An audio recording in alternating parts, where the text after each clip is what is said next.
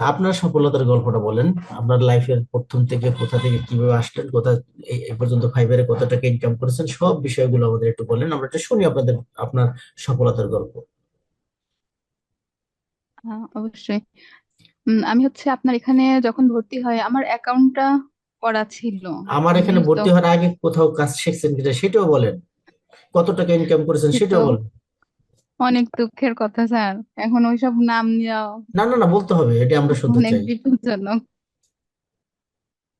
Sir আমি হচ্ছে ছিলাম এই, উম, তখন করোনার মধ্যে আপনার সব থেকে ব্র্যান্ডেবল যে ইয়ে ছিল পিস বন্ড, এক নামে সবাই চেনে। একদম বাটপার সিটার, তার উপরে যা আছে তাই। ওখানে গেলাম, মানে অনলাইনে ভর্তি হলে আপনার প্রতারণা হয়, এজন্য খুলনা শাখা যে ছিল ওখানে গেছিলাম। আমি হচ্ছে আম্মুর সাথে যে টাকা দিয়ে আসলাম, ভর্তি হলাম। কত টাকা দিয়েছেন? তারপরেও ওখানে 2000 টাকা দিছিলাম। ওই যে আচ্ছা ওরা বলতো যে 8000 টাকা হচ্ছে আমরা স্যালারি দেবো, দিনে 6 ঘন্টা করে ডিউটি করতে হবে আপনাদের, আটলে 2000 টাকা দিয়ে ঘুরতে হতে হবে সর্বনিম্ন। আমি সর্বনিম্নটাই দিছিলাম তখন। আচ্ছা। তারপরে ক্লাস শুরু হলো, ঠিকই আছে, ওরাও বিজনেস টেস খোলা ঠিক শিখালো, ঠিকই আছে। কিন্তু ওদের একটাই কাজ যে মানুষ নিয়ে আসো, মানুষ ভর্তি করো, তার বিনিময়ে তুমি কিছু পাবা, তাছাড়া আলাদা কোনো কাজ নাই। তারপরে তো আবার হতাশ হয়ে গেলাম। তারপরে আর একটা হচ্ছে বাসার কাছে একটা প্রতিষ্ঠান ছিল, সেখানেও শিখছিলাম। একজন ভাইয়া ছিল, তার সেখানেও আমি সেরকম কিছু করতে পারিনি। তারপর সরকারি একটা প্রতিষ্ঠানে আমি শিখছিলাম প্রজেক্টে। ওই ওখানে মানে কিছুটা কাজ শিখেছিলাম আমাদের প্রমোশনের, ওখান থেকে অ্যাকাউন্টটা খোলা। তা প্রায় 6-7 মাস পরে টুকটাক একটা দুইটা কাজ পাইতাম প্রমোশনের। প্রমোশনের কাজ করতে করতে হঠাৎ একদিন মামুন ভাইয়ের সাথে পরিচয় হলো, অ্যাডস ক্যাম্পেইন দিয়ে হচ্ছে একটা গ্রুপে, আম, কোন স্যারের একটা গ্রুপে যেন ভাইয়াও জয়েন্ট ছিল, ওখানে দিছিল যে আমার এরকম ইউটিউব চ্যানেলে অ্যাডস ক্যাম্পেইন আছে। অ্যাডস ক্যাম্পেইন শেখার ইচ্ছা অনেকদিন ধরে ছিল, কারণ যেহেতু প্রমোশনের কাজ করি, প্রোডাক্ট গুলা হুম। ওই গ্রুপ পোস্টিং করলে অতটা লাভ হয় না, বাইরে অ্যাড ক্যাম্পেইন চাই, কিন্তু আমি তো অ্যাড ক্যাম্পেইন পারতাম না। সেখান থেকে অ্যাড ক্যাম্পেইন শেখার ইচ্ছা ছিল। তারপরে ভাইয়ের এখান থেকে ভর্তি হলাম, অ্যাডস ক্যাম্পেইন, তারপর সোশ্যাল মিডিয়ার গিগটাও দেওয়া হলো।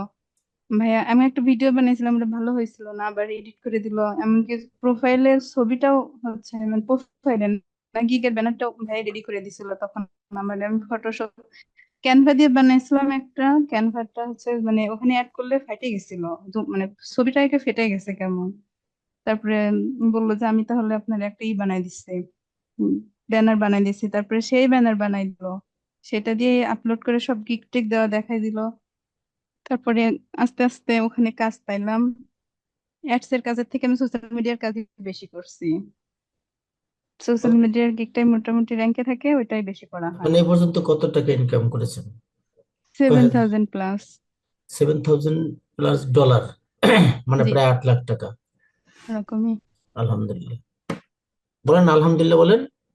জি, আলহামদুলিল্লাহ। ইনশাল্লাহ। ওকে, তাহলে ঠিক আছে, আমাদের ফারহানার সফলতার গল্প পরে আপনার হ্যাঁ বলেন বলেন। পাইনিয়ারে কার্ড অ্যাড কর, কার্ড বলছি, পাইনিয়ারের সাথে ফাইবার অ্যাড করা, তারপরে ব্যাংকের স্টেটমেন্ট অ্যাড করা। এগুলো তো সব ক্লাসের মধ্যে করা সম্ভব না, আলাদা সাপোর্ট ক্লাস করে করে আমার এগুলো সব করে দিছে। তা না হলে তো একাই ভাবে সম্ভব ছিল না। আর এই অ্যাপ, টাকা পয়সা লেনদেন, এগুলো আসলে আমি অনেক ভয় পাই। মানে যে আপনার এই কথাগুলো বলতে আমি আপনার কয় টাকা ঘুষ দিচ্ছি সেটা বলেন।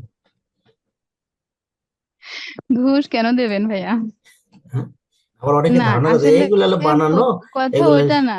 কথা হ্যাঁ। হচ্ছে আমি আপনার এখানে আসে, মানে আমার তীব্র ইচ্ছা ছিল, আমি পারছি দেখে আপনি, আপনারে ভালো বলবো, যে আসবে পারবে না সে আপনারে খারাপই বলবে, কারণ তার ইচ্ছা ছিল না। তার ইচ্ছা ছিল আমি যাব, ইনকাম করব, কিন্তু কাজ শিখবো, এটা তো সে বোঝে নাই।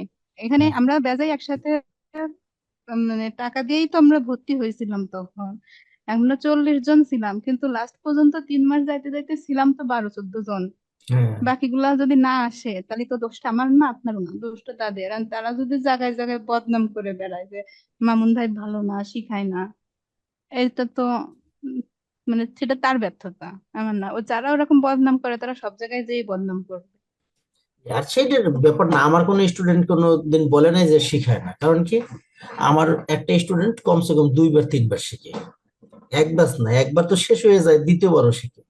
ঠিক আছে। হ্যাঁ, সেটাই। ব্যাস তবে পাইতেছি আস্তে না। আস্তে আমরা আমাদের পুরনো যত স্টুডেন্ট আছে একজন একজন করে আনার চেষ্টা করব এবং সফলতার গল্প আমরা শুনবো তাদের কাছ থেকে, ঠিক আছে?